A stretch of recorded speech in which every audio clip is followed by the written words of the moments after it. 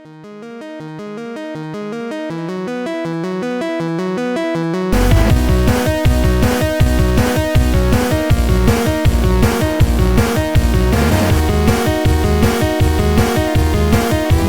fellow nerds and geeks. Why don't you pull yourself up a chair, grab yourself a beverage, and prepare to enjoy a geek-tastic conversation. Welcome to the Geek Easy.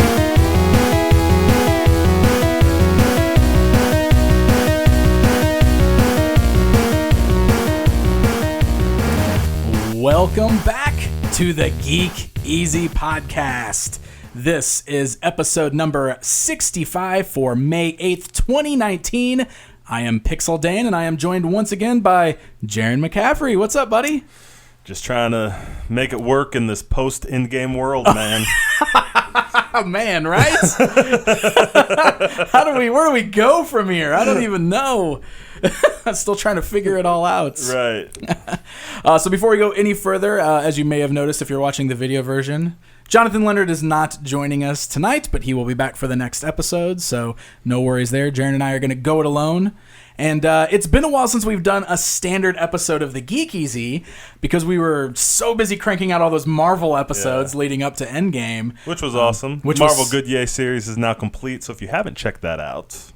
including our review of Endgame itself. Yes. So if you guys, hopefully you guys listened to those and you enjoyed them, but if not and you're still on a bit of a high from the Marvel stuff, definitely go check it out. And we'll keep moving those forward with Spider-Man coming in July, which we'll definitely be talking about on today's episode a little bit.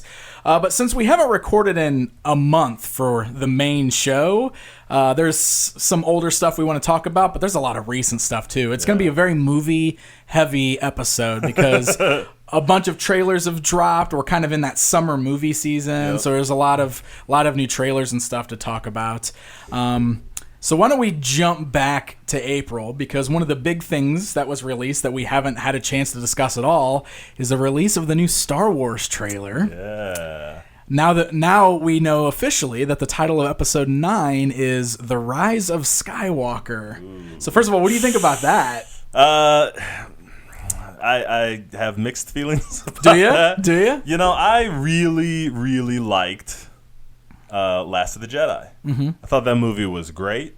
I thought it took the whole franchise in a new direction, which was what it needed. Which is arguably what so many people seem to have a problem with. Yeah, exactly. Right? Yeah, you know, and I like know that's got to be the most polarizing Star Wars film ever, and that's saying something considering the prequels were a thing. Right. But even the prequels didn't seem to make people as angry as Last Jedi did, which is crazy. For sure. Yeah, for sure. But so it just kind of makes me wonder. It almost seems a little bit like course correction. Yeah. Sorry, guys. Yeah. We didn't know you just wanted the same old crap. Here it is. Our bad. Yeah. Well, and JJ's back on it too, right. And he did Force Awakens. Man, and his whole brand is like same old crap.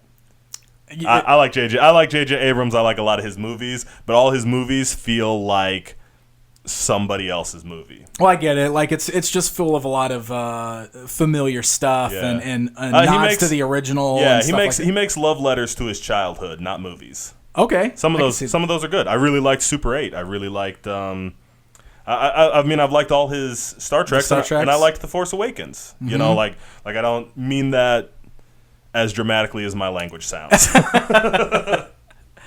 So, how do you feel about it? How do I feel about the name? Yeah. Well, it's a little exciting for me because I don't know if we've really had a lot of discussions on the podcast about this, but I know back when John and I reviewed Last Jedi, one of my things that was very confusing about that movie to me was how they kind of did that whole thing where they went out of their way to tell us that Rey isn't related to anybody. Right. Like she's like, your parents were just nobodies and you're a nobody, after everybody kind of expected her to be a Skywalker, right? Yeah. And my kind of weird feelings about that was always that, they've always said that the saga movies are supposed to be the story of the Skywalkers. Okay. Like that's like supposed to be the theme through all of them. And I guess the argument can be made that Kylo technically has Skywalker in him, right. And he's kind of on a bit of an arc himself in these movies. We don't know exactly where that's going still, but I don't know. There's like things I'm not sure where it can go after. Well, Last I mean, Jedi. I'm still not certain. Like I think a lot of people. I think it's easy to think that he might be just like Vader and turn face in the end, but maybe not. Maybe Kylo will be the one that stays straight on his path. Yeah. You know what I mean? But like I think back to things like in The Force Awakens, it felt like they were setting a lot of stuff up. That The Last Jedi just went, nope, psych, you know, and just batted it down. Yep. Because one of the things specifically was how when nobody knew where Luke was and R2 had been shut down, and the moment Rey walked in is when R2 booted up, rolled up, and was like, "Hey, everybody, here's where Luke is." Like he was waiting for Rey to show up for a reason. Like there's a specific reason for it, you know. And then they just they never really jumped off on that. They never brought that back up. Yeah. And there were certain things about it, like I liked that movie, but there were certain things about it that I was just kind of like, I don't really like how I felt like they were setting some things up and then just kind of psyched us, you know, and played those like I didn't care about the Snoke one didn't bother me because I cracked up when Snoke just straight got cut in half. Because I was like, what? Yes! Spoiler alert. Oh, yeah, spoiler alert for a movie that came out 2 years ago now. But you know, so there's certain things. That was awesome. I did too. Well, also, that scene is one of the best scenes in the movie because that whole Rey-Kylo team up against those guards was just phenomenal. I love that scene. So I don't know, when I see that the title of the new movie is The Rise of Skywalker, that gets me a little excited that like we're the Skywalker story is still kind of the forefront of this whole thing, and I want it to be that. I want that, and I understand like taking the franchise in a different direction and everything, but I don't know. I mean, this is also super nostalgic for me, and I'm totally the guy that buys into all the feels of the old stuff that we're familiar with. And, you know, I have no problem admitting that. So I think I have a couple thoughts on some of the points you brought up. Okay. Because for one of the complaints I would make about J.J. Abrams. You know, well, I mean, he builds his movies around the mystery box. And he's even, like, I've seen him do interviews, and I think he did a TED Talk or something where he was talking about the mystery box. And he basically, what I took from that is he basically said that having a mystery is more important than paying off the mystery.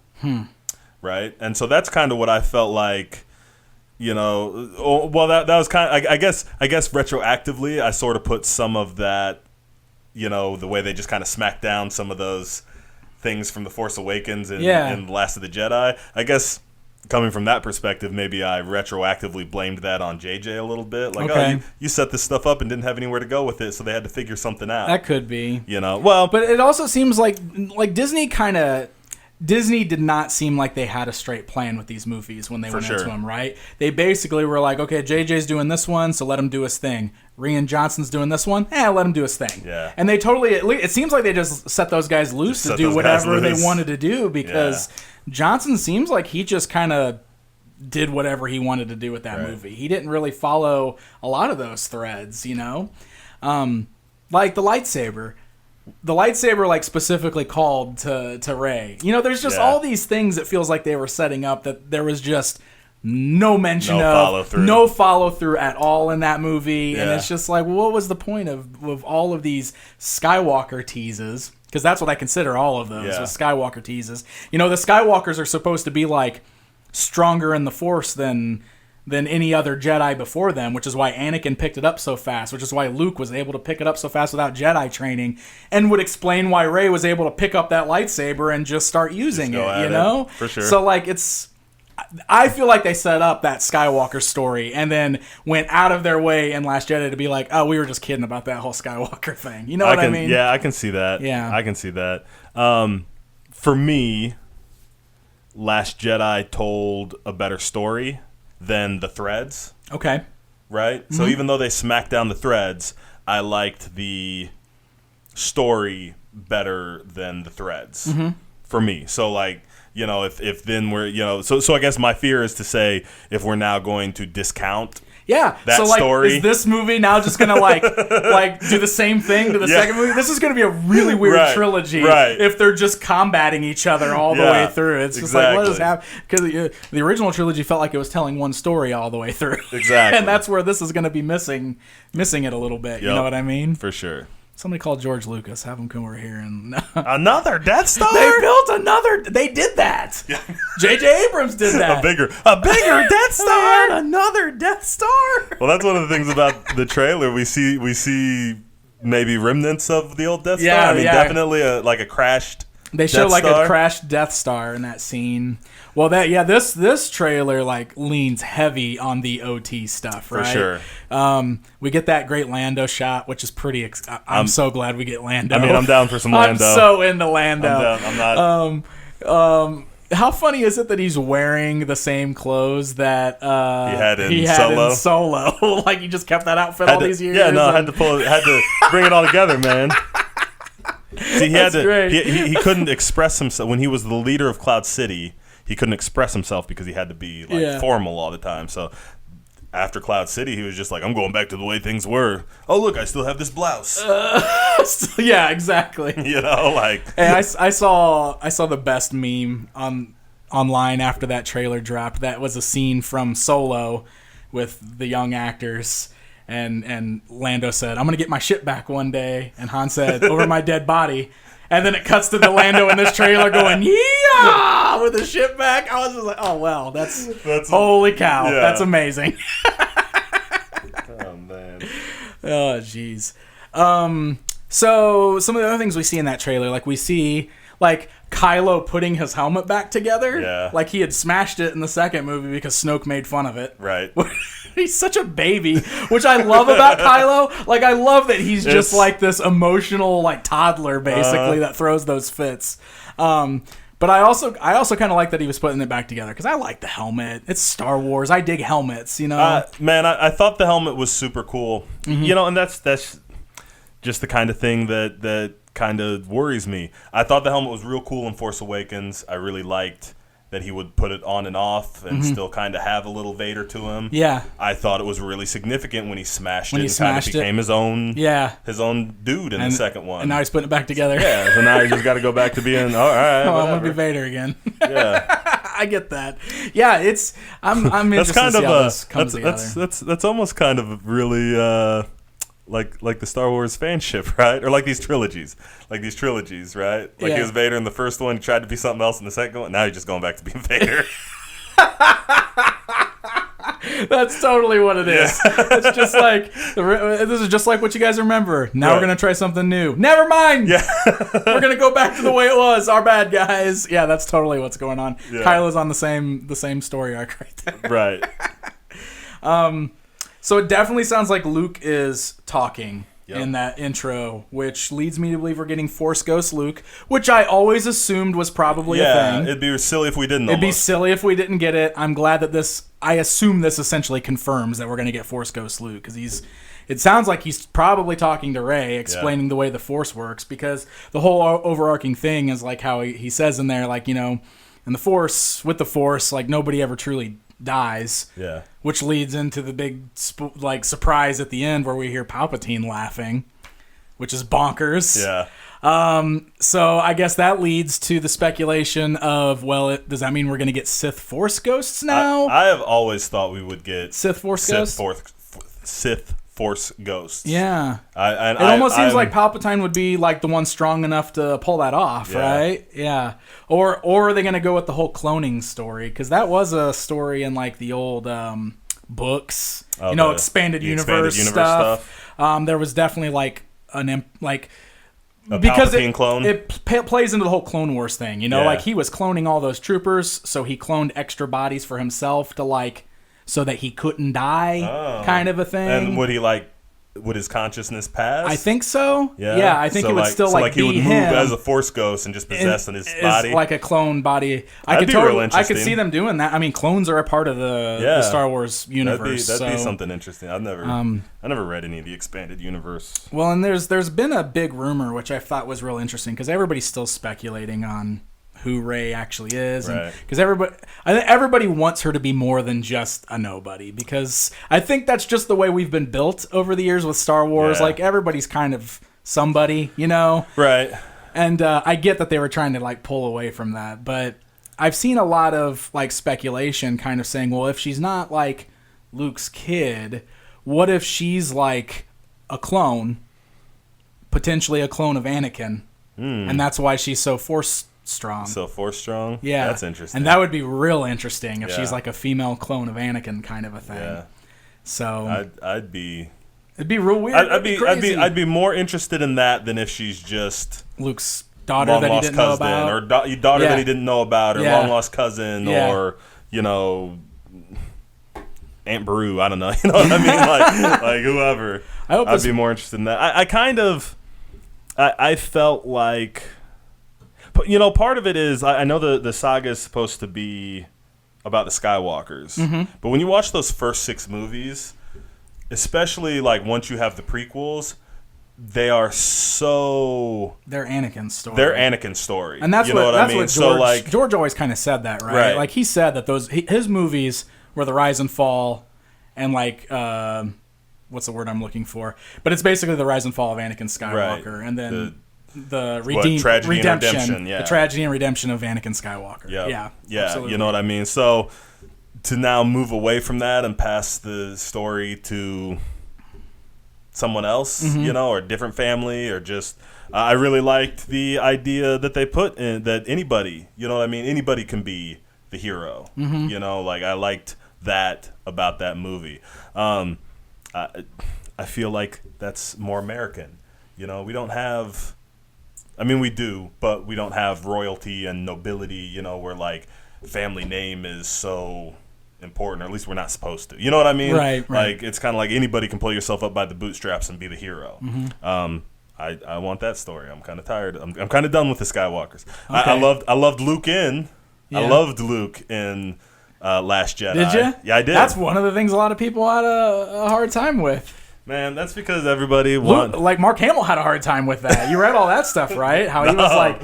He got in like arguments with Rian Johnson about the direction of that character, apparently. Really? Yeah. I did not... But he's ultimately come out and said that he feels like it was the right direction after it all came together. Yeah. So, that's... Well, and I can see that too, like, because they shoot stuff out of sequence. Yeah. And so, when you come to somebody who has, defined an iconic character like Luke Skywalker, and you're like, all right, you're just going to be miserable and rude to this girl and not helpful in this scene, and go drink some green, milk. Well, and that's what it really boils down to, right? Like how much I hate the killing my childhood idea, because I think that's ridiculous. But I think when everybody saw the way Luke was acting in this, they felt it in their childhood a little bit, because Luke was like their hero, and now he's just like this disgruntled, he's been beat, so he went and just hid on an island to become a hermit, and he doesn't want anybody around him, and like I kind of get that a little bit. Like I was fine with it. I wasn't outraged or anything, but I can get it. Hashtag not your Luke. No, I'm not going that far. Okay. I'm not going that far. And I also absolutely do not condone going as far as some of the fans have, where they're just totally outraged and like cussing out people who like the movie and all that nonsense. I think that's silly, but I don't know, people get real attached to this stuff sometimes. So I get it. I get it. I want to make sure and point out, like I watched these movies when I was a kid too. I loved these movies growing up. Yeah, right. I just want to make sure, they don't think I'm like I saw these movies 3 years ago, and now I'm not a big fan. No, I love these movies. I didn't mind Luke being bitter. Maybe it's because I'm a little disenfranchised with my child. You know what I mean? I have a little bit of Luke in me. So when he was kind of like, nah, I was like, yeah, I feel that. I feel that. That's what life's done to me too. I'm with you, Luke. Yeah. Oh man, was there anything else in that trailer specifically? I don't think we've mentioned. You got that shot of Carrie Fisher in there as Leia still, which is. I'm curious to see how they're going to handle that. I don't know how much of that she was able to film before she passed. She was, so I'll be curious to see how they handle her. But otherwise, I'm curious to see how they handle it. I almost hope they don't handle it. Me too. Because in Bad Santa, was it Paul Reiser? No, who was the guy that was in Bad Santa that died in the middle of making it? Oh, it was the store manager. Yeah. It was oh my gosh, what's his name? Three's Company. The guy from Three's Company.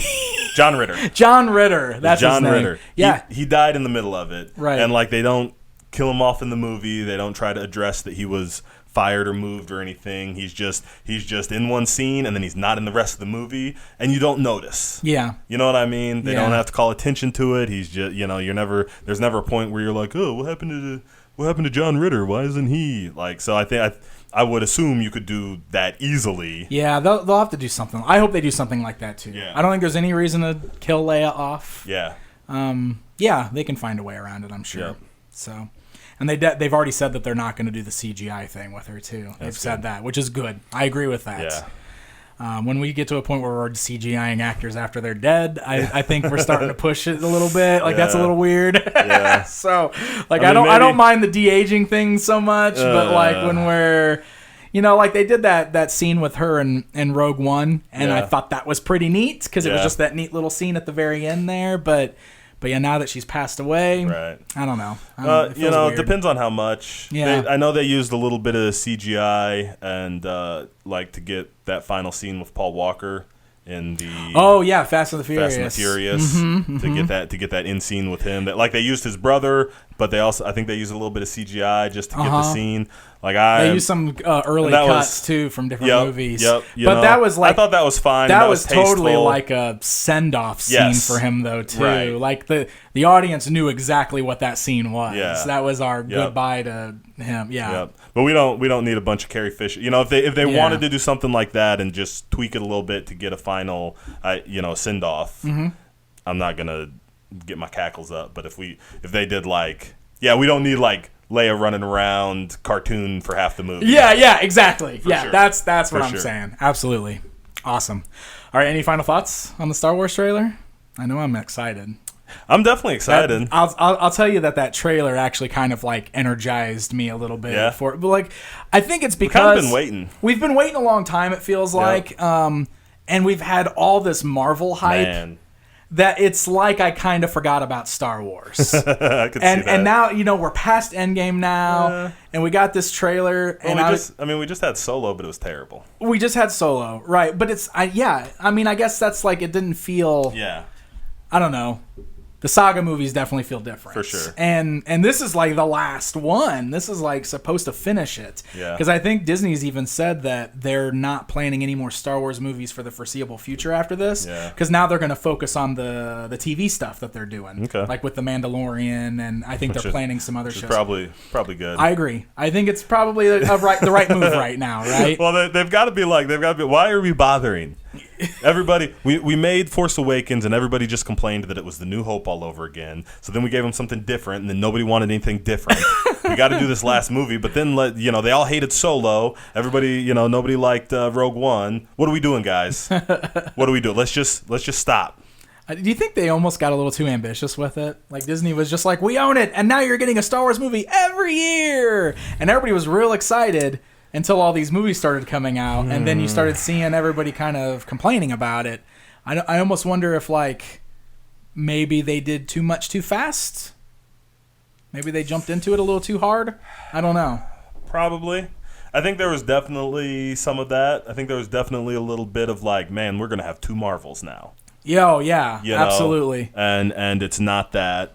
I think they just made all the wrong calls. Yeah.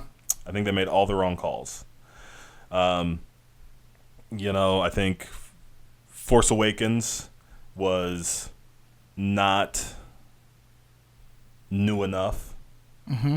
New Jedi, or Last of the Jedi, was a little too much new. Too much new. I think when they started doing the prequels, Rogue One and Solo, I think they were just, filling in holes. It seems like a no-brainer. We're going to fill in all these gaps, Right. But you're filling in gaps we don't need filled in. Yeah. And look, as much as I like Rogue One, because I liked Rogue One. I thought that was a fun movie, especially the end. I mean, the end's the best part. Easy. The end is... I've I won't even argue that. Like, that last scene kind of made the movie for me. But I would agree that we didn't really need to see the story of how the Death Star plans were told, because we just know that they stole the Death Star plans, and we don't really need, especially because like going into that movie, we knew that how it had to end, right? Yeah. Because we've never even seen or heard of any of these characters after this movie. So it's like you go in with like this bleak, like, Right. well, we know how this is going to end, right? Like it's got to. There's otherwise we've just got all these characters that we've never ever saw again and never heard of and never, you know. Yeah, which could have worked. I think they just didn't do it well. Mm-hmm. You know, we did like. You can build that movie. What's the one like that? The Wild Bunch, I think. Wild Bunch is like an old movie. It's like an old war movie where they're on a mission and everybody dies at the end. Oh, you know. Spoiler alert. No, It's like, but you know, like it can be done, but the characters needed to be more fun and the story needed to be a little more movie. And I thought that movie was boring, and then everybody died. Yeah. Okay. That's fair. That's fair. Well, hey, at least we're going to get an awesome Star Wars theme park in Disneyland and Disney World, and I'm really excited about that. That's what they really wanted. That's you're probably right. That's what they were really going for. I'm sure they paid what $5 billion for Star Wars, and they're going to make all the money off of Galaxy's Edge. Yep. All right. Well, let's move along. Yep, let's move along here. We got a little bit of new news on the He-Man movie that may or may not be coming. But I figured we would bring this up because we talked about this a little bit in the last episode or 2 episodes ago, because there was that rumored casting for He-Man / Prince Adam, and there was confusion around it. So since then, we've had 2 pieces of news that are a little more solid. First of all, Sony has officially delayed the movie again. So now it's coming out in sometime in 2020. They haven't even assigned like a release date. They've just said it's been pushed back to 2020. So it's like it just keeps getting pushed. And I knew there was no way it was going to hit that 2019 release date because there has just been no news on real casting. There had been nothing about it starting filming. Right. So how in the world was it going to come out this year? You know, for sure. I still don't know how it's going to come out next year because they haven't gotten that far with anything yet. So, but as of right now, Sony has officially announced that they've pushed the movie back to a 2020 release date. So that's the first little bit of news that broke. But then just within the last week here, Noah Centineo, I hope I'm pronouncing that right. Close enough. Yep. He was a guest on The Tonight Show with Jimmy Fallon. And on The Tonight Show, he officially confirmed that he has been cast in the role of He-Man for Sony's movie. So all those rumors were out there that he could be He-Man and or Prince Adam. He has officially confirmed it.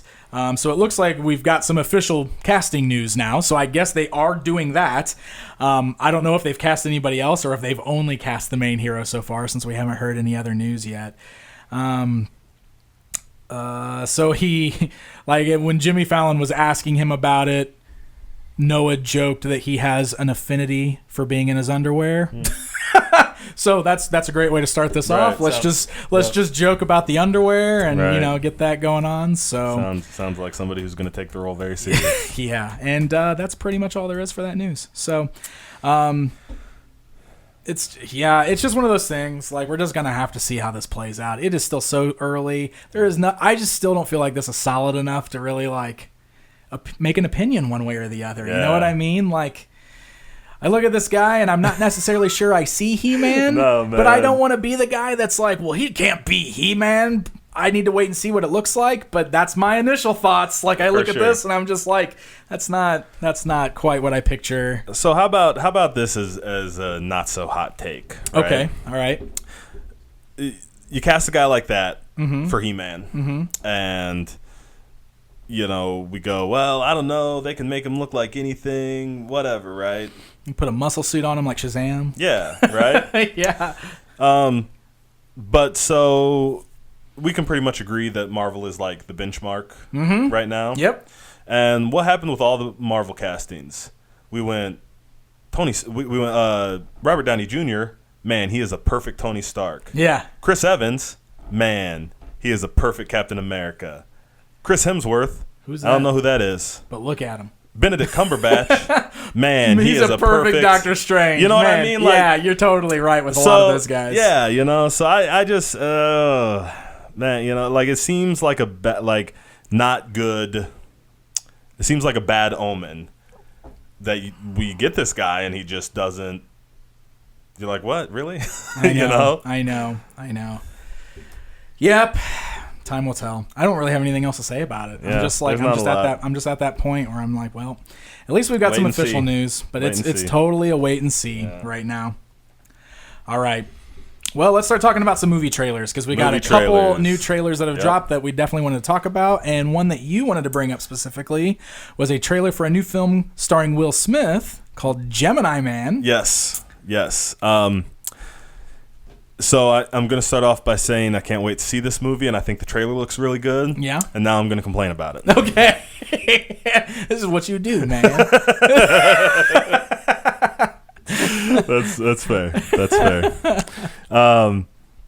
So one of I have two big complaints with this trailer and this movie. If you haven't seen the trailer, you should go watch it. It's a cool trailer. They give away right off the bat pretty much that it's a younger version of Will Smith trying to kill an older version of Will Smith. And they've used all that CGI de-aging that we love so much. Yeah, that's become just the norm now. Yeah, to make him look young. And the first thing I'm going to complain about is that I wish they hadn't given that away in the trailer. Right. Because there's other actor, Clive Owen is in this movie.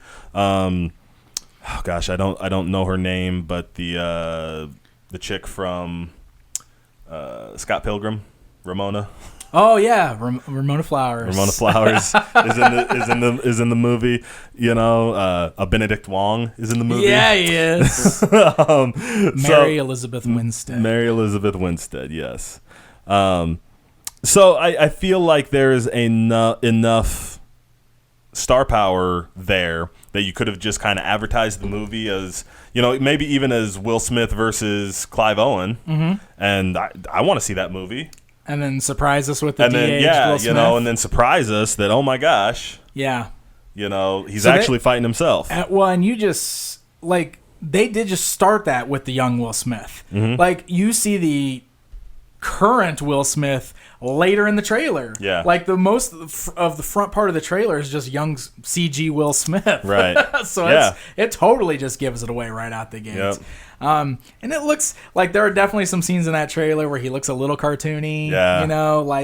I know they've definitely come a long way with that technology, but there's a few scenes where it's kind of like, well. Yeah, it's also really hard for us because we remember what the Fresh Prince of Bel-Air looked like. Yeah. And he doesn't quite look like the Fresh Prince of Bel-Air, but he kind of looks like the Fresh Prince. You know what I mean? Yeah, so what you're looking at. It's kind of that disconnection, you know what I mean? Yeah. The same reason we never come away from an animated movie going, that looked kind of cartoony and there's a lot of CGI. We know it is. Right. But you watch a movie, you watch a movie like any of the Avengers movies and you're like, the Hulk looked cartoony. You know what I mean? You judge the CGI, I guess. Yeah. You judge the CGI in those because there's that disconnect. Totally. So it's got that same kind of thing going on. So this is really interesting because I remember when this trailer broke, I saw a news story somewhere, and now I'm reading it here too. Apparently, they've been trying to make this movie since '97. Oh, wow. Yeah, it says here that this was originally conceived in 1997. The film went through development hell for nearly 20 years. Several directors, including Tony Scott, Curtis Hanson, and Joe Camahan, have all been attached at some point. And numerous actors, including Harrison Ford, Mel Gibson, Clint Eastwood, and Sean Connery, were all set to be the stars. Wow. So, now you can think about that with, old Harrison Ford and young Harrison Ford, or old Mel Gibson and young Mel Gibson. Cool. Sean Connery, old Sean Connery and young Sean Connery. Isn't that crazy to think can about? You imagine with 97 de-aging? How bad would that have been? Yeah, well, and I think that's the reason why it's I think that's part of the reason why it's taken so long. For sure. They would have had to use more practical effects back then for that sort of thing, and that, yeah. Well, you just could have done it. Because we're getting 19-year-old Will Smith versus 55-year-old Will Smith. Then we would have had to have 35-year-old Mel Gibson versus 40-year-old Mel Gibson. You know, He's only 5 years younger. right? His hair is just a little more dark. It's not quite as gray. Yeah. Maybe it was a little long. Yep. They let his hair grow. They trim his hair and trim up his beard a little bit. One's clean shaven, one's got a beard. Oh my gosh! Oh my God! Look at young Mel Gibson. This is crazy. The other thing that makes me laugh about this is not my other thing that I'm going to complain about, but that trailer totally says "from the visionary mind of Ang Lee," and I immediately go, "Yeah, right." Like that Hulk movie he Yeah, made? I've seen Ang Lee movies. Don't try and sell me on that. Oh man, this does look fun though. I'm gonna see this. I think it looks good. I think it looks cool. But I think we're also entering. You know, actually, honestly, I'll say this: the fact that they've been trying to make this for so long encourages me a little bit, and actually takes a little bit of steam off of my second point. Okay. Because my second complaint is like, so are we just at a point now where if they want Will Smith to play a young Will Smith, they'll just CGI that? You know what I mean? Yeah. Like you know, how much longer are they going to try and drag out? You know, well, how is that going to affect getting new actors? If we can just make, we'll say Tom Cruise. If we can just make Tom Cruise 40 until he's 90, right? Yeah. You know what I mean? So when do new actors get a chance thing? You know? Yeah. Like that's what kind of That's that interesting. was my other kind of thought on that. But to find out that this is like a passion project that's been trying to get made for years, that makes me a little bit more like, oh well, maybe not, maybe not that. But also, if that movie does well, we're gonna get a lot of those. We're gonna get more. Well, you gotta imagine that seeing it so well done in the Marvel movies is what pushed this forward a little bit, right? Oh, for sure. It's gotta be. For sure. It's gotta be. And we saw it kind of a little bit with Tron Legacy. I feel like that's the first time I really truly saw it was with Tron Legacy, and then it's just gotten better and better with like each of these Marvel releases. So for sure, man, that's some crazy stuff. Yep. So does Will Smith get like 2 paychecks? Is that like I hope so. Young Will Smith? They make one out to Will Smith and one to Fresh Prince. Yes. Oh gosh. All right.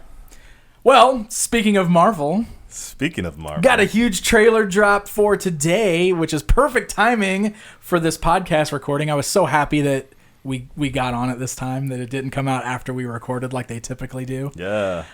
Before we go any further, if you have not seen Endgame, you probably want to skip this part of the show. Yep. Because this trailer is Endgame spoilery. Right.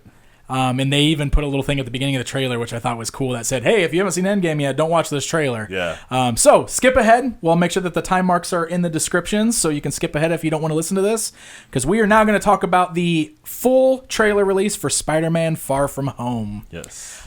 Which is really exciting stuff. So in our Endgame discussion, we talked a little bit about how we're curious how it's going to affect Spider-Man Far From Home. And I think we kind of speculated a little bit like, well, it's got to be a prequel now, right? Like, or it's got to happen before Infinity War or something. And then I think they said that, oh no, this movie is actually going to start literally like, days after Endgame or something like that. And Kevin Feige has made sure to let everybody know that he considers this the end of Phase 3. Yeah, this is like the end of Phase 3. Right. The same way that Ant-Man was the end of Phase 1 and Ant-Man and Wasp was the end of Phase 2. It's like the epilogue movie. It's the epilogue movie. It's the epilogue movie. So now we get like a much more fleshed out trailer this time that really dives into what the meat of this movie's about, and it is full on like this is right after Endgame because the trailer opens up with Peter talking about how much he misses Tony and how he can't stop thinking about Tony, and it's playing like the Avengers music, and it's showing like Iron Man memorials and stuff, and it's like graffiti murals. It's like, oh my god, this is you're just gonna beat us over the head with this now, aren't you? But I really like that aspect of it because they really played up, like that relationship with Tony and Peter in these last couple movies. And like Tony really was like a mentor figure for Peter in the MCU. And I like that. So I like the direction that they're going with this. And I love it too because like it opens up with a pretty cool fight scene where he's still wearing the Iron Spider costume. He's got the legs out and everything, which is great. And he just takes out a bunch of thugs, and then he's got this great moment with the police. Where they ask him, if you're going to be the new Spider-Man? Yeah, the new Iron Man. The new Iron Man. You're going to be the new Iron Man? And he's like, no, I'm too busy doing your job. And that was amazing. I laughed. That's good stuff. I was going to, I'm not really a Spider-Man fan. Yeah. I mean, I like Spider-Man just fine, right? Right. But I'm not like a Spider-Man fan. And so I've been kind of lukewarm on Far From Home, especially since I saw Endgame. I was just like, I've been real worried about it after Endgame. Like I've been kind of like, oh man, I hope it's not Ant-Man and Wasp level, Yep. Like I'm not even sure. Like after I saw Endgame, I wasn't even sure if I was gonna go see Far From Home. I'll just wait. Mm-hmm.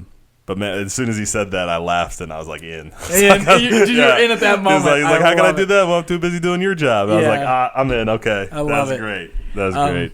I love how much interaction we get with Happy in this trailer. Man. It just kind of makes me like excited the idea that like Happy's just going to migrate over to the Spider-Man movies now. He looks like he has a bigger part in this movie than he had in any of the Iron Man. Yeah, right? Yeah, because he had a pretty big part in the first Spider-Man. At least, like he was always there in the background. I feel like he had his biggest role was in the second, though. Yeah. He did a lot in the second. Yeah, totally. Yeah. So, but it looks like he's going to be here a lot for this movie, and I'm way into it. I think that's great. I like the idea that doesn't it feel like they're kind of pushing Spider-Man up to that kind of forefront role now? They're like, hey, Iron Man's gone. Oh, for sure. Here's the spectacular Spider-Man. For sure.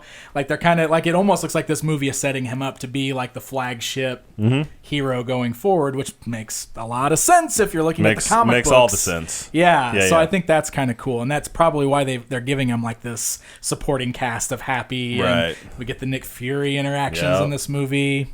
Which is also super interesting because he's still a Sony property technically, right? Yeah, so it's just whatever deal they worked out with Marvel. And we have no idea like what the details of that are or how long this is going to last.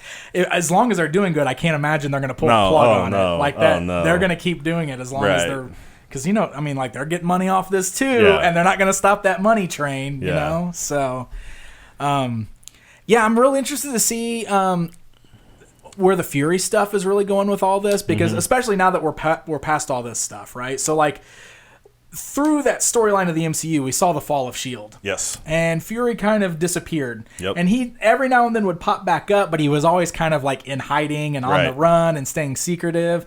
And it wasn't until... He didn't even, because S.H.I.E.L.D. continued like in Agents. Yes. And he was not part of that. He was not part of it. Not that I expected Sam Jackson, but it's not even like they would talk about, I got a message from Fury. Well, Fury emailed me for this or that. Well, he was like dead, right? Wasn't he like, because he had his gravestone and everything, so he's like off the grid kind of a thing. Well, except they knew, they've known since Ultron, because they do a thing, they did do a thing in Ultron, or in Agents of S.H.I.E.L.D. right before Ultron, because they reference him calling about going to get that carrier. I remember that. So they knew because the Agents of S.H.I.E.L.D. was kind of part of that. Okay. And like they did a whole episode that led into Ultron. I remember that. Yeah.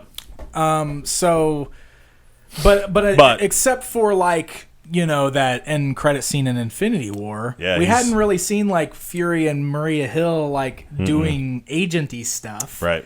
So we're not really sure even what they were doing when all that went down, or like what their role was in all of this.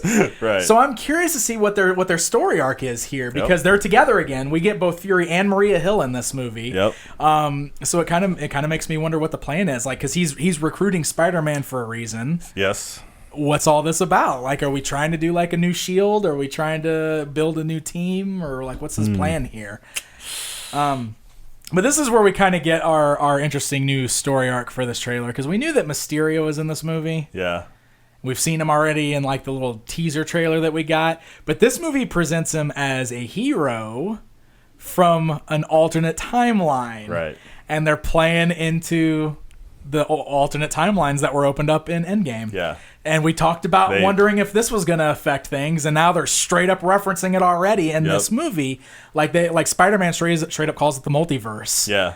But you had some thoughts on that, right? So first of all, like in that trailer, we actually hear Fury say the snap tore a hole in time and space. Yeah. Right. So who knows what all's going on? Because they say that Mysterio is from Earth, but not our Earth. Right. He's from another timeline. Yep. So but my question though is, we know we can pretty much assume that Mysterio's a bad guy because Mysterio has always been a bad guy. Right? He's got to be a bad guy. So it would be real easy for Mysterio to be lying about being from another reality, dimension, whatever. Well, especially since his whole thing is he's like an illusionist. Yes. Like that's his thing, right? Yep. He's like a magician. He's an illusionist. Yep. So he could be... Why wouldn't he be like... illusioning, illusioning the hole in time and space and illusioning all this stuff. Yeah. And I still just kind of get the feeling that he's doing the syndrome thing from The Incredibles. Yeah. Like, we got all these shots of these crazy big monsters, right? Like one of them is Molten Man, we've found out now, who's an actual Spider-Man villain. And, like, there's definitely a water one, too. Like, is that supposed to be Hydro Man? I would assume. So, like, but I don't think they're really Molten Man and Hydro Man. I think they're his illusions, and, like, he's playing superhero.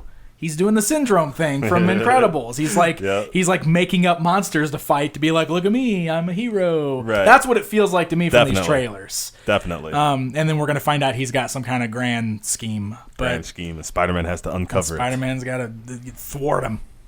But you even already mentioned earlier that what if they just go full Skrulls on us and just like Mysterio's a good guy now, and like that's the swerve. He's a good guy now. So yeah, I personally.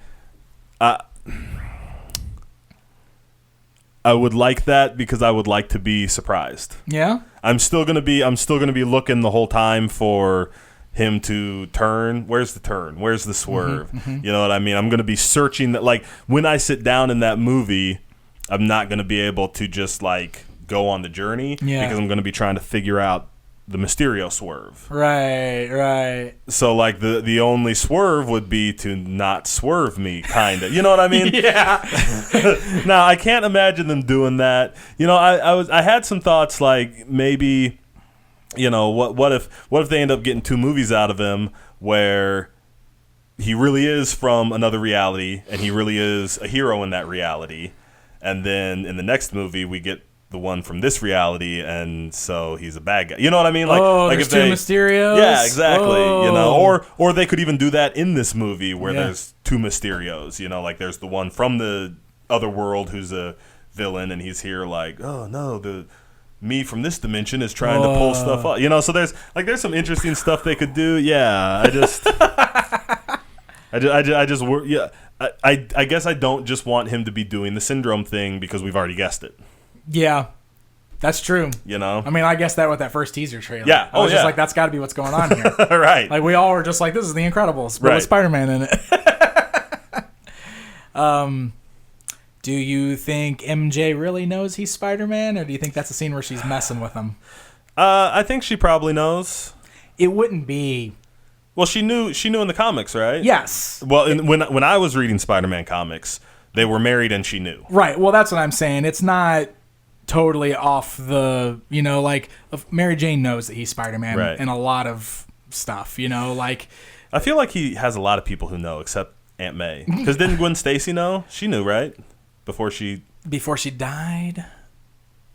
I can't remember, actually. I guess I think about a lot of heroes, too, because, like, Black Cat but knew. Also, Black Cat knew. Like, this Aunt May knows. Remember? She found out at the end of the last movie. So this Aunt May knows. No, you're right, though. There are a lot more people that know about it than probably should. Like, they always play up the whole idea that the reason he wears a mask is to protect people like MJ and Aunt May. But a lot of people do know that, that he's, it's like one of those, they swerve you because you got to find out. If you keep the secret, the bad guys don't know. You got to find out. That's the important part, right? The bad guys don't. Except know. when they do. There's a lot of people in the MCU that know. I mean, think about that. I mean, okay, so if MJ knows, we've also got Aunt May that knows. We've got his friend that knows and is keeping a secret. Happy knows. Nick Fury knows. Maria Hill knows. Tony knew. All the other superheroes. All the Avengers, right? Oh my gosh, this is crazy. Well, there hasn't been a big reliance in the MCU on secret identities. You're right. Almost nobody. I can't think of anybody. Actually, I can't think of anybody who has kept their identity secret. And, even some they've made has been kind of a joke. Like when in the Thor movie when he was. They just did that for a minute to try and get him. Yeah, when he was Don Blakely or whatever. Yeah, Don Blake. And so if they just kind of go ahead and play real fast and loose with his, probably, you know what I mean? I'm probably okay with that. Yeah, I'm okay with that too. Yeah. I do like in the comics, the whole Civil War storyline in the comics, that was part of the big deal with his whole thing. Because when he decided to join Iron Man's side and sign the superhero initiative or whatever, he revealed that he was Peter Parker to the world because he had to register, and then Kingpin went and killed Aunt May. Yeah. And that was like a whole storyline, and that was good stuff in the comics, but that's almost one of those things that I kind of wish that could translate to movies too, not that I want to see Aunt May just get killed or anything, but I do want to see D'Onofrio's Kingpin show up in a Spider-Man movie. That'd be amazing. That'd be amazing, but they can't. I know, because of the Netflix thing, right? Doesn't Netflix have the right? That's why those characters couldn't show up for Endgame. Well, yeah. Well, now it's that same kind of thing now. Marvel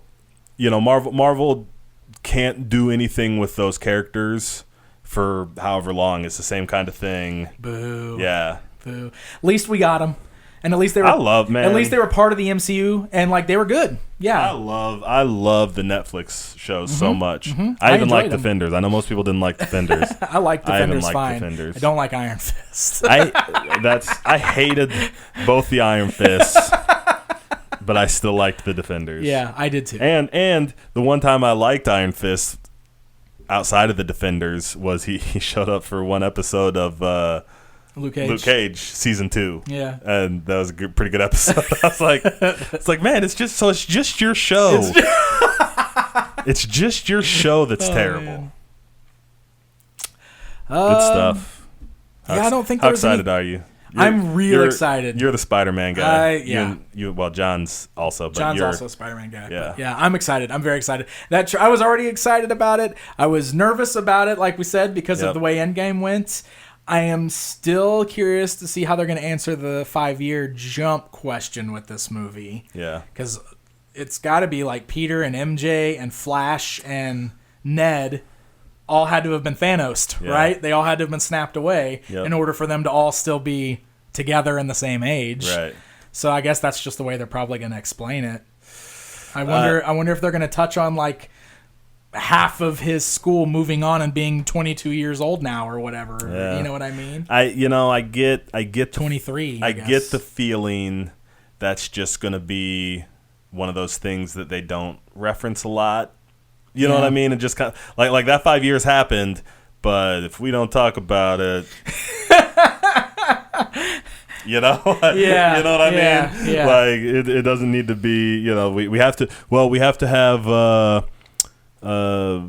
Ant-Man's daughter be 17 instead of 12. Mm-hmm. Everybody else, 5 years probably doesn't look that much on Aunt May, and 5 years probably doesn't look like that unless much Aunt May got snapped away. We don't know. Oh, I mean, we don't know. Yeah, for sure. Yeah, for sure. Yeah. But if she did, that's true. There's not a big difference between 45-year-old Marissa Tomei and 50-year-old Marissa Tomei. You're right. Yeah, that wouldn't be that big of a deal. Yeah, when you become an adult, those years aren't that big of a gap. But then when you're a kid, So I get the feeling that's just going to be one of those things where it's kind of, if you don't holler, I won't scream. Gotcha. Well, regardless, excited, and I'm glad we're getting that in July. And then that's probably going to be like the last Marvel movie we get for a bit because they haven't even started working on anything else yet. It seems weird. Like I would not be surprised if we don't get one next year at this point. Mm-hmm. But that seems real weird because I'm used to having a few a year. We know that we're getting a Guardians 3, but they're not even going to start working on that until James Gunn is done with Suicide Squad 2. Correct. So we've got at least a year probably before they start on that one. Correct. We know that they're doing a Captain Marvel 2. We just don't know when. Yep. They just announced that it got greenlit. Yep.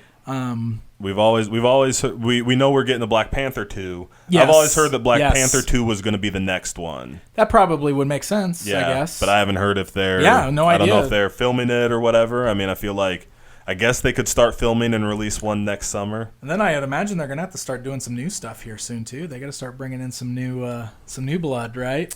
I don't know if they do. I think we've probably I assume we're going to get an Ant-Man and the Wasp 2, which will be an Ant-Man 3, which will hopefully close out that trilogy because I'm done with I'm done with Scott Lang. Ah, Paul Rudd. Man, he played his part in Endgame. I liked him in Endgame. And now I'm done. Okay, I say until his movie comes out.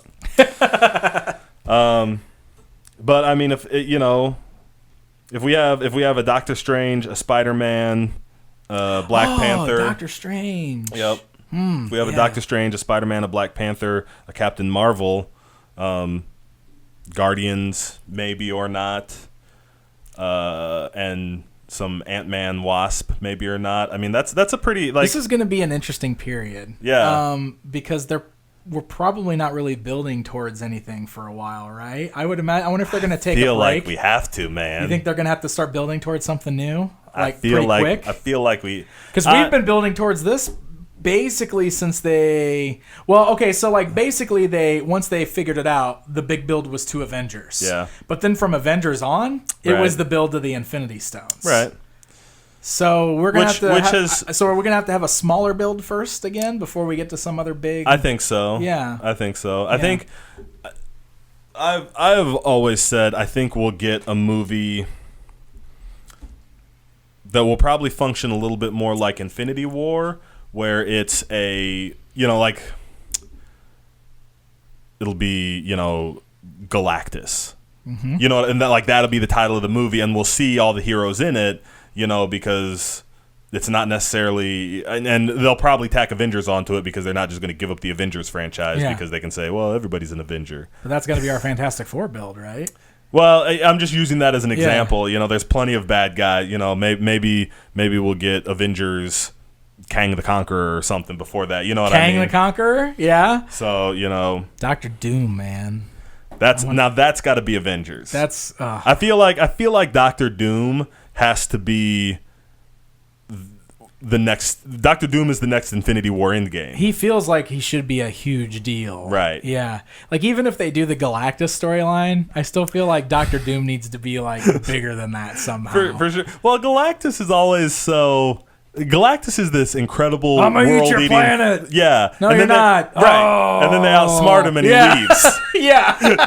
And then Silver Surfer becomes a good guy. Yeah, they make a deal with him or whatever, and he's just like, well, I guess I'm out of here. Foiled again. Yeah.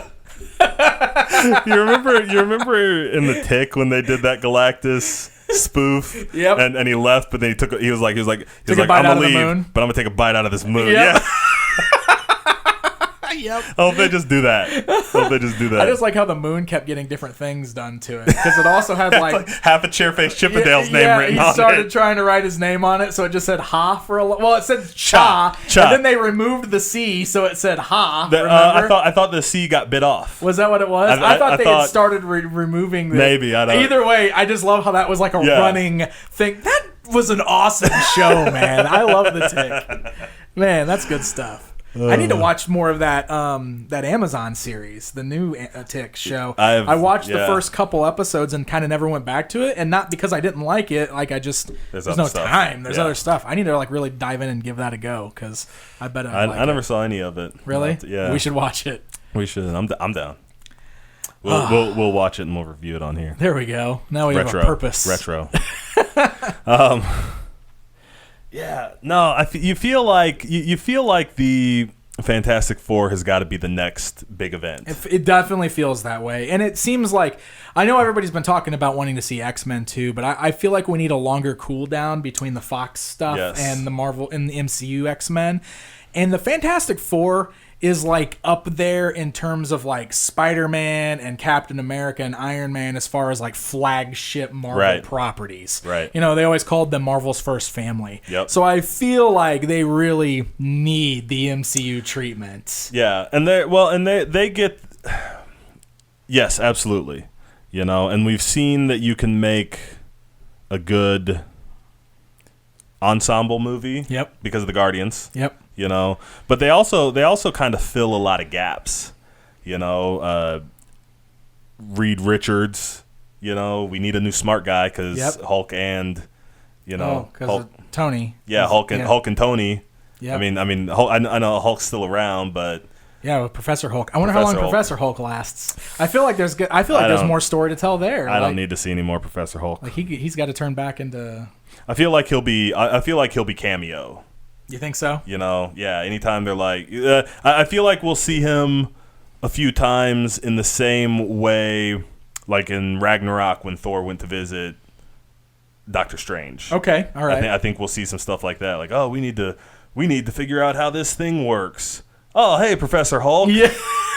Look at this. Yeah. You know, and he'll do something goofy and be Mark Ruffalo, and then we'll move along with that. Okay. But personally, I'm done with him and Scott Lang. Just they can make a movie. I won't go see it. Well, we'll get Thing, right? So he'll be our new Smash guy. Right. So and that's where I was going. So we get Thing. Yeah. You know, Johnny Storm. You know, you take Johnny Storm and Reed Richards, right? And we've got like the two sides of Tony Stark. Totally, yeah. You know? Because Johnny Storm's our cocky. Yeah, so we can totally see Johnny Storm being crazy, and Reed Richards can be the new guy that invents whatever we need. Right, totally. Yeah. That's totally true. And we get Sue. The Invisible Woman. Yeah, man. I really hope that's where they're heading with this. I feel like they've got to be. I hope so.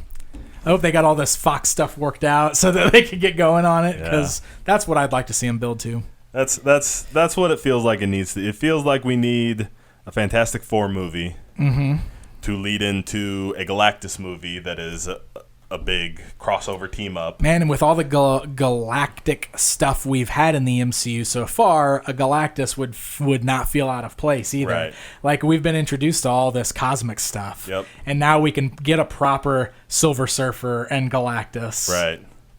In the way that the other ones didn't really provide for us. Yep. So that'd be awesome. And that all seems kind of tailor built to the post-credit scene. You know, because we can get a post-credit scene in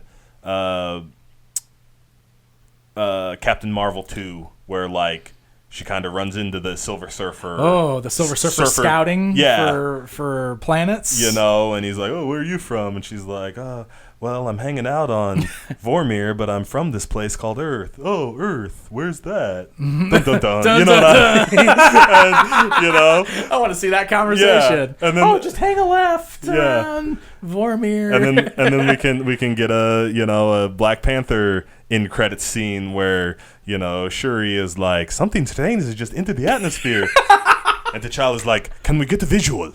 And then it just that crazy helmet. No, because then it's the Silver Surfer. Oh, right. Yeah. So they're like, oh, that looks like a silver guy surfing, and Shuri makes a joke. Yeah. Catching those cosmic waves. Yeah. All right. And then we get a Fantastic Four movie where they, I don't know, beat the Mole Man, and then Mole Man, and then the end credit sequence is the helmet. Or whatever. Yeah. And then we've got our Galactus movie. Bam. You're welcome, Marvel. We did it. You can find my email, jerrymccaffrey@gmail.com. I'm cheap. I would watch that. I want to watch those end credit scenes. Those sound amazing. Especially the one where Captain Marvel and Silver Surfer just run into each other, and he's like, all like, like if they're flying, like if and she's flying, and he's just like, they're like, ugh, sup, how's it going? I hope he's like a total surfer. Yay, space babe. How's it hanging? What are you doing?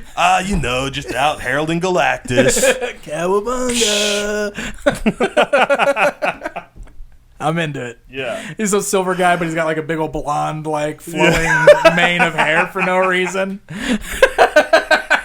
Whoa. He's the other Hemsworth. Just get the other Hemsworth.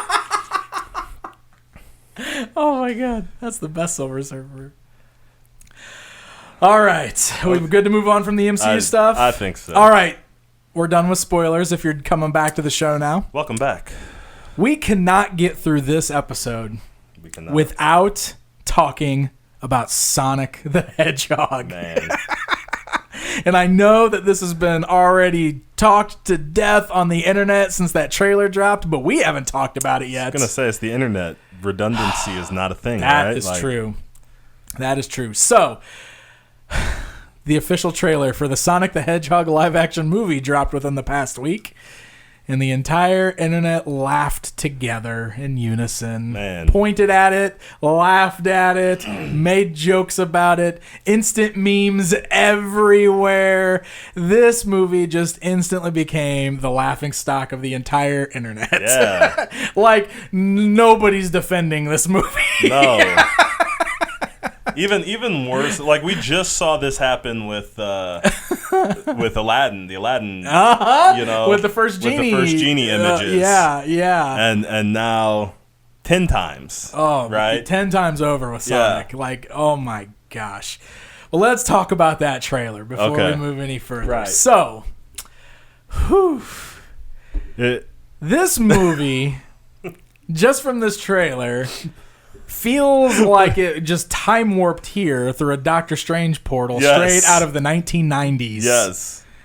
And just dropped in our laps. Like, hey, look at this really cool 1990s video game movie full of attitude and funny one-liners and, you know, all that great stuff that... Jim Carrey from 1990. Yeah, well, yeah. Jim Carrey walked off the set of Ace Ventura and walked on to the Sonic the Hedgehog set. Dude, what? Yeah, like, okay, full 90s Jim Carrey. Right. We have not seen this Jim Carrey in... I don't even know when the last time was. Like, what in the world? Like, what was the decision made where he was just like, I'm back in this Sonic movie. This is where I'm bringing it back. This is where I'm coming back. This is it. This is my big return. Right. 90s Jim Carrey. full on, man. Just full on. Like, no, not even shying away from it a bit. As Dr. Robotnik. And what is going on there? Gosh. Well, so the storyline in the trailer is apparently Sonic has come to our world. So Sonic is here in the real world. Yeah. Uh-huh. He's never heard that one before. He's trying to run really fast. And gotta go fast. He runs so fast that he causes an EMT, which is not how that works. Sonic Boom, bro. So, Sonic Boom is not an EMT. Sonic Boom. Okay. Oh, it was in that song. Was I don't know. Oh, wait. Speaking of songs, this entire trailer rocks out to the soundtrack of Coolio with some Gangsta's Paradise, bringing that 90s love straight to the trailer. Man. What?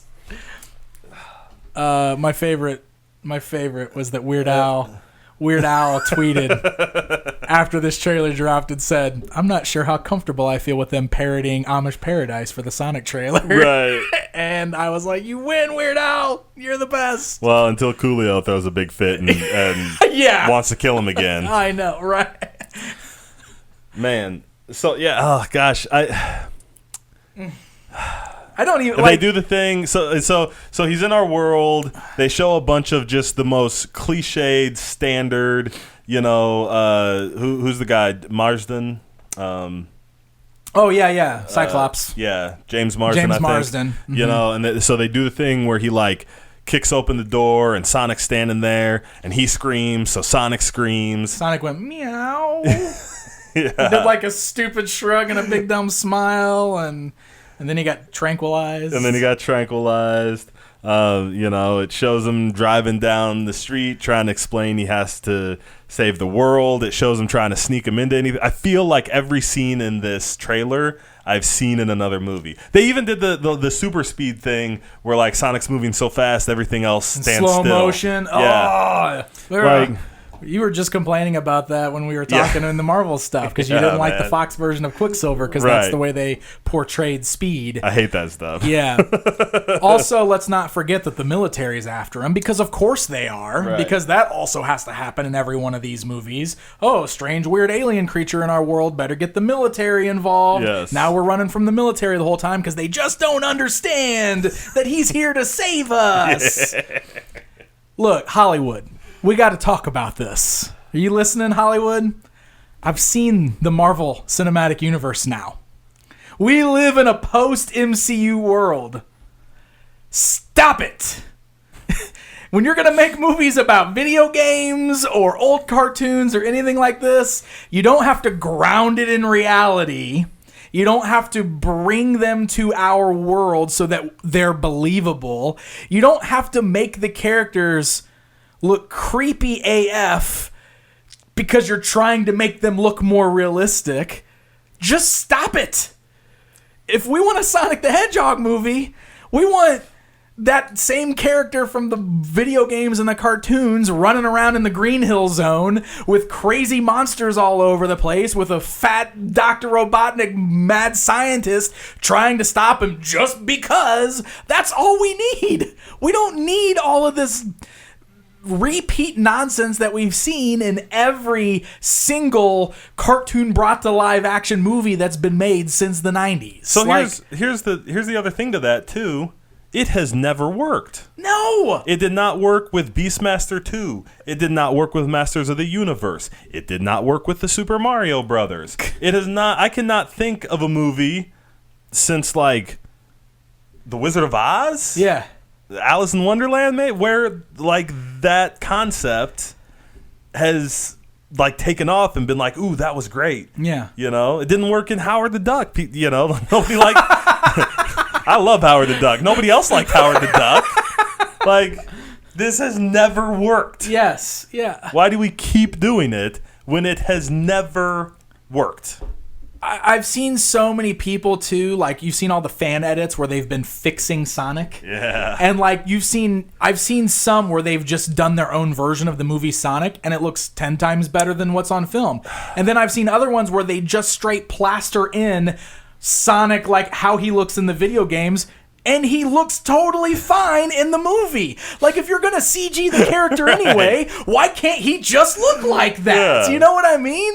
Like, I just don't understand it. I don't understand the mentality or the thought process of this, of Hollywood, when they do stuff like this. It's like, it just really feels like that whole out of touch businessmen on the top level going, oh, let's make a movie about that popular video game. That's what it feels like every time I see something like this. Like, they just don't get it. They don't get why we like it so much. They're just like, we can make money off that probably. And that's how it feels, you know? I don't know, man. Blah. So what if that's the joke? So like this, like they know what they're doing? Yeah. I don't know, man. I'm probably giving the studio too much credit. Yeah, I think you are. But like you said, we live. I find it so hard to believe because we live in a post MCU. We live in a post Endgame world, right? And everything in this trailer is so cliched. And I can't even, as soon as the movie starts, as soon as the Gangsta's Paradise starts, I stop taking You stop taking it seriously. Yeah, and right? I cannot take it seriously. But it's also almost like, because they play it through the whole thing, it's just in the background, even like when they're showing Jim Carrey, when they're showing whatever, so it just plays through the whole trailer. It kind of makes me think it's a joke. And there's one other thing that happens in that trailer that makes me think maybe they're in on the joke. Okay. So we get Neil McDonough at one point as a military general meeting with Jim Carrey, and he is reacting to Jim Carrey like a ridiculous person. Right. You know, and to me it almost looks like he's acting to Jim Carrey not as a crazy person, as somebody who should not exist. Okay. You know, like at one point, you know, Jim Carrey turns and looks away and is saying some stuff, and he's like, "What is he looking at?" type of thing. You know what I mean? And it just almost plays. And again, I'm sure I'm giving the studio way too much credit, and I don't know why, because I'm not like highly invested in a Sonic movie or anything. You know, I'm not like yes, finally Sonic. I hope they do it right. I feel like maybe like we got like at the 21 Jump Street of you know video game movies. Right. Now, if that's how it plays out, that'd be awesome. Right. I don't feel like that's happening. Well, I don't think it is either, and especially once we move on to the next part of this. Well. Also, I want to Okay. bring up too, like, because there is like, okay, so Jim Carrey. Yeah.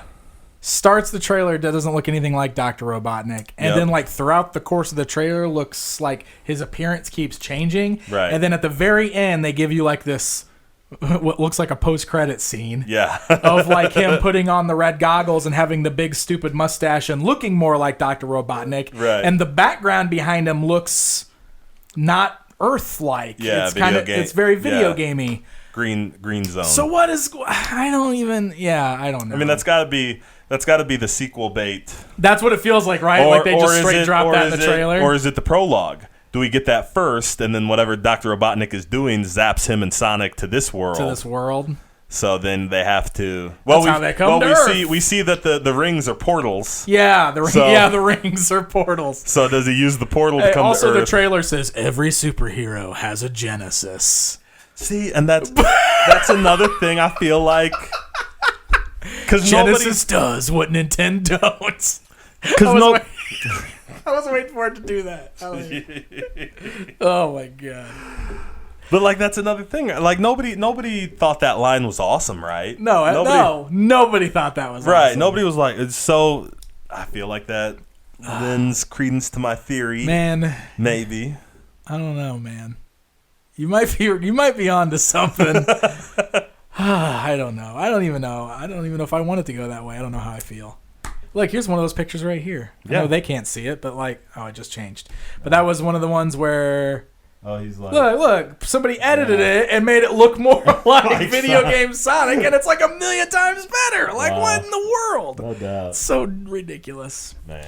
All right, so the next part of this story is really interesting, and this is kind of unprecedented, I feel like. So first of all, look, this trailer on YouTube has 343,000 likes and 608,000 dislikes.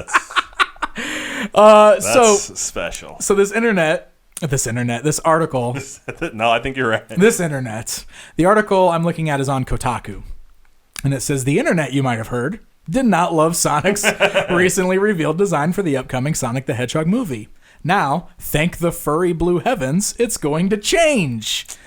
Director Jeff Fowler responded to all the criticism on Twitter. He says, the message is loud and clear. You aren't happy with the design and you want changes. It's going to happen. Everyone at Paramount and Sega are fully committed to making this character the best he can be. Holy cow. So it got big enough of a backlash that the studio stepped forward and they're like, all right, our bad guys, we'll fix it. And that's pretty crazy. I don't know how soon is this movie supposed to come out? It doesn't. Oh, November. So November of this year. So that feels like a lot of work to redo, right? Some CGI guys are going to have some sleepless nights. Yeah. So that kind of brings up like some interesting arguments or discussions to have around this sort of thing. Because, I mean, straight up, the design is awful. And I'm sorry to whoever came up with it and whoever designed it. It's just not good and it's not what people want.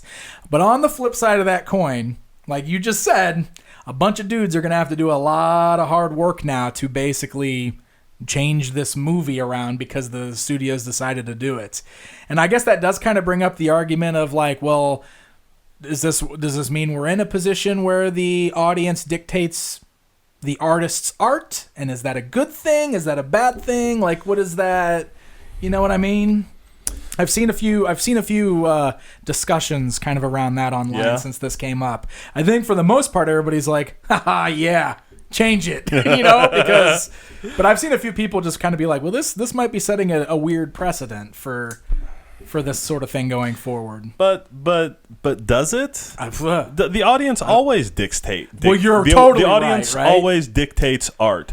The question is, when does the audience dictate art? Mm-hmm. You know, does the studio owe the artist to release the movie and let it flop to respect their right as an artist to create it a certain way? I don't think so. Well, and I think especially when you're doing something that's like a pre-existing property that already has expectations and a fan base, right? Like, it's always the smarter thing to do to give these people what they want and something that they're going to love, because they're the ones that are going to bring the money for something like that. Yes. I mean, we look at the Turtles in their movies and how universally hated those designs were, and those movies didn't do good at all. In fact, like they were both basically flops. Like, they still made that second movie, and then the second movie flopped even harder than the first one, you know? I mean, you have to think that the designs and the everything had a lot to do with that, because that trailer got the same kind of reaction that this did. The entire internet was like, what the F? No, that is not our Ninja Turtles. We don't want that, you know? And so we're seeing the same kind of thing here, but even I feel like this is even bigger than that was. Oh, like, this is bigger than that was. Like we said, this is bigger than the Aladdin one. You know what I mean? This is intense, man. And you know, the other thing too is Nintendo has Detective Pikachu coming out pretty soon, which looks straight up like a Pokemon game turned movie. Right. They've just added like the detective elements to it or whatever. But like, everything we've seen in those trailers looks like what we would see in the video games. Like, the cities look like Pokemon cities. The Pokemon are walking around with the characters. The Pokemon all look like the Pokemon from the video games. Yes. Like, it looks like a video game movie. It's using the music from the games. Like, everything about those trailers just makes you go, whoa, this is a Pokemon movie. And just straight up from the game, not like, you know, it's not like they were like, well, you know, Squirtle's actually a turtle, so let's make him look more like a turtle. Exactly. They made him look like Squirtle. They didn't try to... Yeah, Pikachu looks like Pikachu. Right. It's unmistakable. You look at him, he's Pikachu. They weren't like, oh, he should be a yellow cat. Yeah. Like, he talks like Ryan Reynolds, but he looks like Pikachu. Yeah.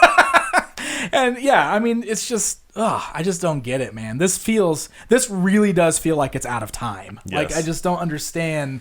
It's in some kind of weird time capsule and then came to Thanos did this, man. Well, he opened up a timeline and like this movie dropped out of the multiverse. Whole in time and space. Yeah. Man, this is Thanos' fault. But see, that's the other thing I think that kind of makes me wonder, because Sonic the character is so 90s himself. Oh, he totally is. He's totally 90s dude, right? Yeah. That's his thing. So, like, yeah, exactly. Yeah. You know, he could not... Like, there's a reason he is not... He was made to be cooler than Mario. Yes. That was, like, legit what they were going for. Right. Yeah. So, you know, it follows, to me that if we're just trying to kind of make fun of the 90s, that's why, you know what I mean? Not make fun of the 90s, but just make a movie that is kind of like ridiculously over the top 90s attitude, because that's what Sonic was.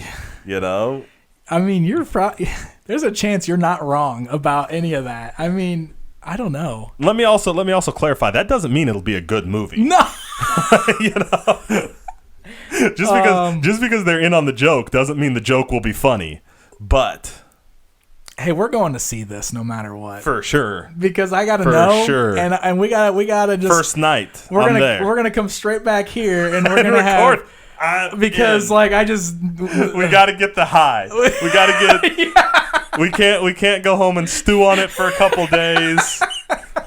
Because we'll come back and I'll be like, I was thinking about it. Wasn't that bad. Can we just take like the recorder into the movie and we'll just live react to it as it's happening? Because like I feel like that's going to be the best way to capture what we're looking at. You know? Oh my gosh.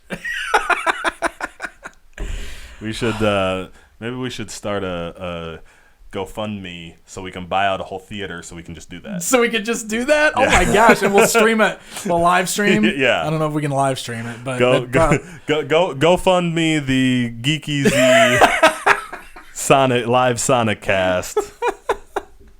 Oh my gosh! Well,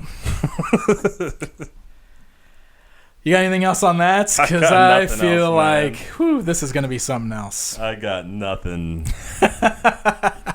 I can't wait to watch it. That's all I know.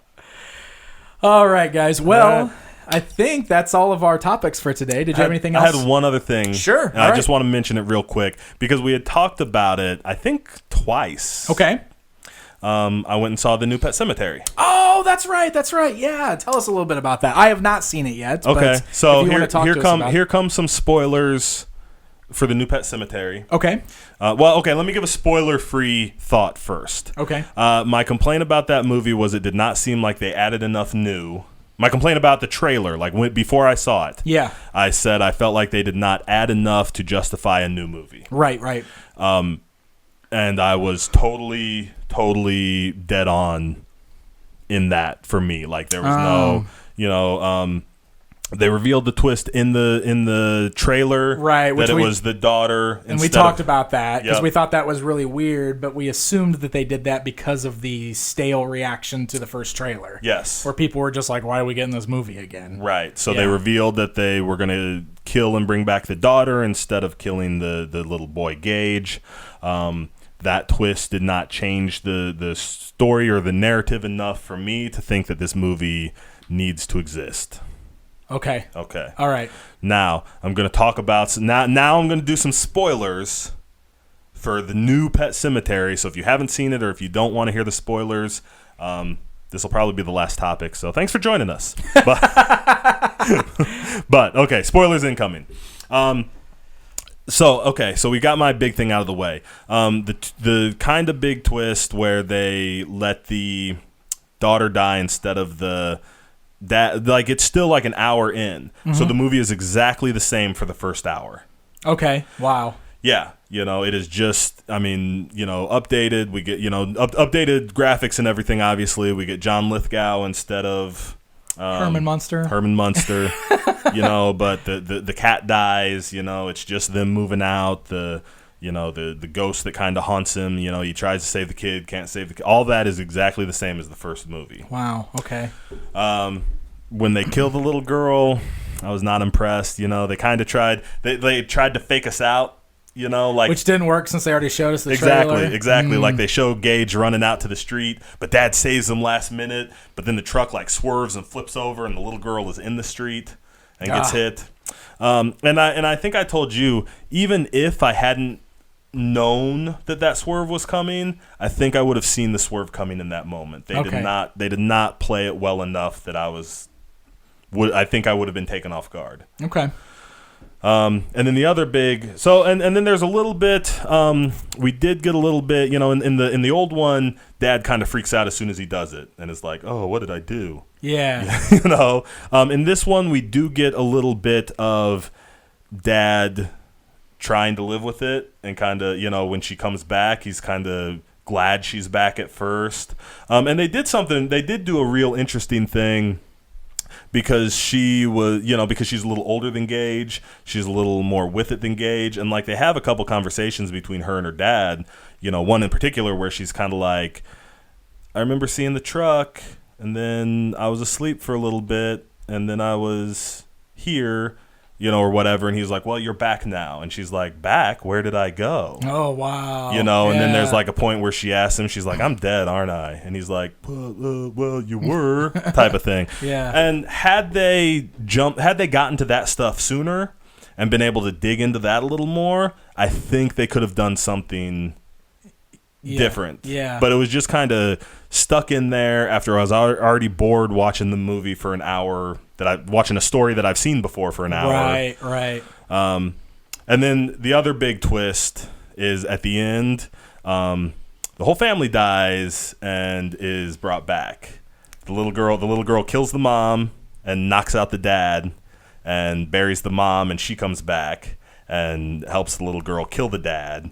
and then they bury the dad. Jeez. Yeah, so like the last scene in the movie is, you know, the zombie family or whatever they are, they're possessed by something, but the dead family come in and Gage being like, oh, hey, you know, so like that's the end of that movie. So, which also could have been maybe interesting if we had gotten to that stuff quicker and maybe had the daughter and the mom running around for a little while before, you know what I mean? Like there was different ideas in there that could have made it a new story, and I think a new story, an interesting change, and justified a remake.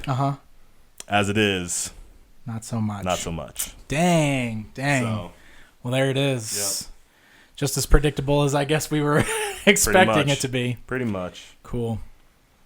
But that's all I got. I just wanted to bring that back because we talked about it a couple times. Yeah, we brought it up on here, so I'm glad we had a little bit of follow through on that. Yep. Got to kind of put a cap on that one. Awesome. Well, I think that's going to wrap it up then. I think that's the last topic we have for today, but a lot of good discussion with a lot of movie stuff coming out. So, as always, guys, we'd love to hear your thoughts on this. Are we totally off base on the Sonic stuff? Did you love it? Or, what are your thoughts on Spider-Man or Star Wars? Any of that stuff. We'd love to hear from you. Feel free to leave a comment on YouTube if you're watching, or if you're listening on the audio version, you can head on over to Facebook and do a search for the Geek Easy Podcast. Like the page, and then leave us a comment right there on the page. We'd love to hear from you guys. So as mentioned, we're on YouTube. If you prefer video versions, hit that subscribe button, like it, leave comments, all that good stuff. But if you prefer audio podcasts, you can find us on iTunes, Podbean, Stitcher, Google Play, and Spotify. So lots of different ways you can download and listen to the show at your leisure. So follow us, rate us, review us, all that good stuff, and help spread the word on the show. And now that we're wrapped up with all of our mini-sodes for now, we'll be back on track with the regular episodes of the Geek Easy Podcast, and Jonathan will be joining us again for the next one. So until then, guys, thanks for listening. The Geek Easy Podcast is a production of PixelDan.com. Musical tracks used in the intro and outro are used with full permission of the respective owners or creators. Intro and outro narrations are provided by me, Brian T. Stevenson. PixelDan.com's The Geek Easy Podcast is provided for entertainment purposes only. The views expressed are those solely of the hosts or guests and do not necessarily represent those of PixelDan.com or any other party. Be sure to join us next time for another installment of The Geek Easy Podcast.